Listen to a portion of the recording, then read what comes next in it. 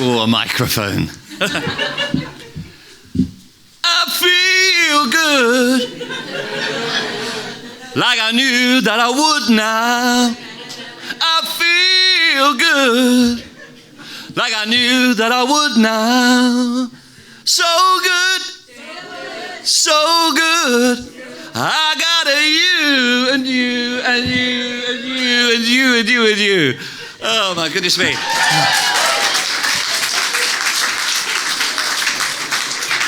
Now then, I need to work on my confidence.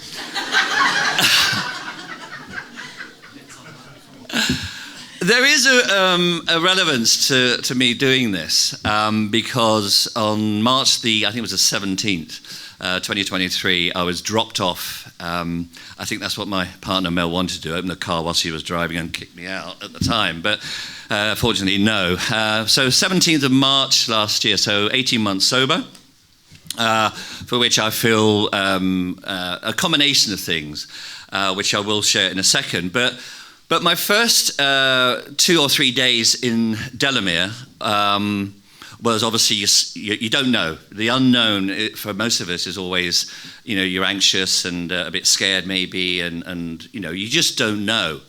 And at that time, I wouldn't have known anything because I was so out of it through alcohol. I think that morning it was 6:15 a.m. and I think I necked about a third of a litre of gin within about 8 minutes. So my partner thought I wouldn't make it anyway to Delamere.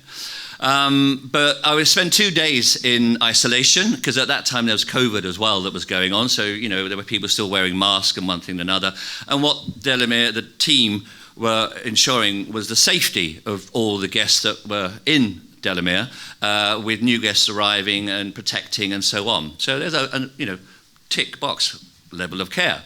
But I couldn't give a shit at that time because I couldn't give a shit about anything at all. All I knew is that I had my last drink and I wasn't going to get another one. And I felt horrendous, absolutely horrendous for 2 days. And but every 15 minutes you're being looked after because you're detoxing as an alcoholic. Day one was horrendous, day two got a little bit better. And then on the third day I was allowed out because they had the results back. And so I walked around with a mask with one of the mentors and saying that this is a room that you go and for sort of therapy, and this is a room where the restaurant and one thing and another. And she said, no, I'll now take you to the lounge to meet some of the other guests. And en route, one of the guests was sort of in the corridors, tall guy, about 6'2". His name was Dan. Called him Big Toe. Don't ask me why. Anyway, that was his name before I got here, okay? Big Toe, and he sort of put his arm around, he said, hi, buddy. He said, come and join the team. So we went into this lounge, and there's, 10, 11 guys just lounging around, the telly's on, they're having a natter, and it's completely Chillsville, And Dan's there, big Dan, Big Toe, is going, right, this is Peter, our new guest, and he said, that's Princess, and that's so-and-so, and that's so-and-so. And I clocked a keyboard that was leant up against the wall. So I said, is there karaoke here?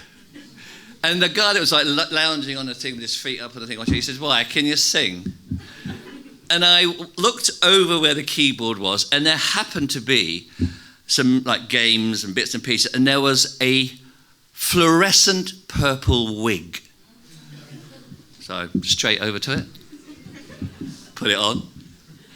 I feel good was my introduction to the team. And the guy lying there, he said, Jesus Christ, he doesn't need alcohol. But that word, I feel good, couldn't have been so wrong because I felt like hell. Absolute hell. I did not feel anything apart from, I want to die.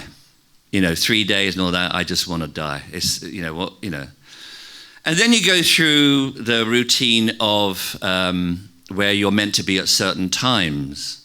So you're, told, and there's a board on, by the restaurant, which if you understood it, which I didn't. But what I did love was that I kind of had space on my own. And the weather was gorgeous. And I remember one day I had 15 hot chocolates. 15 hot chocolates. So, because when you're addictive, you've got addictive personality. I thought, okay, hot chocolate's a lot better. And it was sunny, and I was walking around, and I'd be sat on the bench with the sun in my face and a hot chocolate at whatever time it was in the afternoon. And then I'd get a tap on my shoulder. Peter, you should be in the therapy at 10 minutes ago. Come on, and off we went. Another level of care. You're not told to do the routines when you're in here. You're a guest. The Delamere, I should say, provided for me areas of which they knew if I embraced them, if I held on to them and went with that journey of what they knew before I came here, that would be the journey to finding the way through, finding the way for your sobriety, your release of what was dragging you down. If only you just embrace it wholeheartedly, with honesty, then there is a real good chance that you could end your 28 days here with a new look of how you could live your life, Peter. And after being advised about journaling and writing how you feel and one thing and another, which I hated initially, but my God, I could have written 4 books now. I loved it because I love reading about how I felt in the early days, reminding me how bad I felt. And then another day, not as bad. Then the day after that, actually really good. And thinking. So Delamere provided the avenues. And if I chose to take that avenue, I would find a way through. And there could be that light that is working for you rather than it coming towards you. So 18 months now, my life there's a word I will use, and that's empowerment. I feel empowered. I'm in control of my life, my destiny. I know where I want to go. And I know if I continue looking at me and saying, Peter, yeah, my friend, that's where you're going to go. And then the others will follow. And I don't mean troopsing down the avenues or whatever, but they'll follow in my sobriety because they can see how happy I am, how fulfilled I am, how joyful my life is. Delamere provided the tools. They provided the information that if I was to embrace it, I could find a way out of my existence as it was then. Because I've had a lovely life. I've had a fantastic life. And then the alcohol said, right, you've had your fun. Now it's my turn. Alcohol, I'm going to control your life, Peter. And it did, because I didn't care about anything.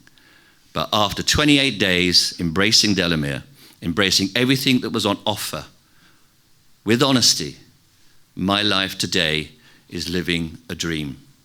And I thank the Delamere and every single person that I've been in touch with, be it a hug, be it a hello, be it how you're doing, a shaking of the hand, whatever it was, I loved it. So I'm delighted to be back here sharing my story with everybody here. Thank you.